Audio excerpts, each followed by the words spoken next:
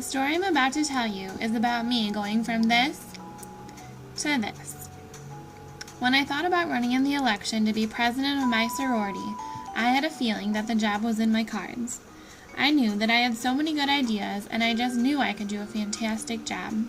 You see, even I didn't realize it right away, but I was experienced in many ways that most people never would have guessed. I was growing up. Instead of going to Milford High School football games, I went to CMU football games. Instead of getting ready for prom, I had to get ready for sorority formals.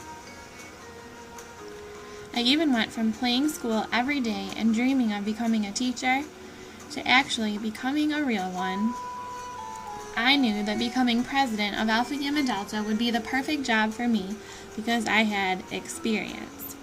Growing up, I was not very into riding bikes, playing sports, or chasing the boys.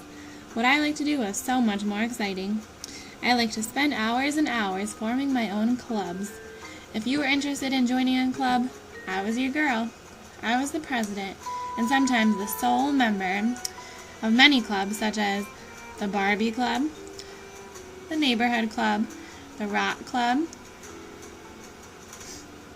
the Music Club, the Fun Club, the Candy Club, the Girl Club, the Game Club, and even the prestigious How to Make Your Own Club, just to name a few.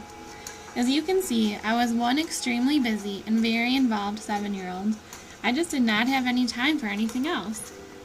I took attendance at every meeting, I spent hours writing meeting agendas, and I even spelled out the requirements you had to have to join each club. I would go on our family computer and print out way too many copies of certificates of congratulations that happily welcomed new members to each club I came up with. 12 years later, here I was, sitting in the bland, colorless college classroom during my sorority's Sunday night chapter meeting. This meeting, however, was extra important. It was election day and I was up for president. I'd wanted to be president ever since I was first initiated. I had dreams, ideas, and goals for the group, not to mention the leadership position would look great on my future resume. I was even more nervous because I was running against one of my best friends, Brandy, who was also a great candidate. After the chapter meeting, which felt like it went on for hours, I was proud to say that I had been elected to my dream position of president. It was a close vote, and Brandy had assured me that she was happy I won. She said she wasn't sure that she had even wanted so much responsibility after all. I immediately called my family at home to tell them the good news. My mother was the first to point out the fact that I had already been experienced in running a so-called club. She said, "Oh, Erin, I'm so happy for you. I knew you were the right one for the job since you had so much ambition to do something like this when you were a little girl." I had never really thought about it that way, but she was right. This was a position that I had always hoped I would find myself in.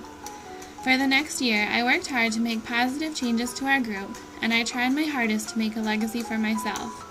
Because Brandy got another high position in the sorority, we were even able to travel together to Alpha Gamma Delta's national convention. I had an amazing year as president of Alpha Gamma Delta. I found myself being just what I had always wanted to be.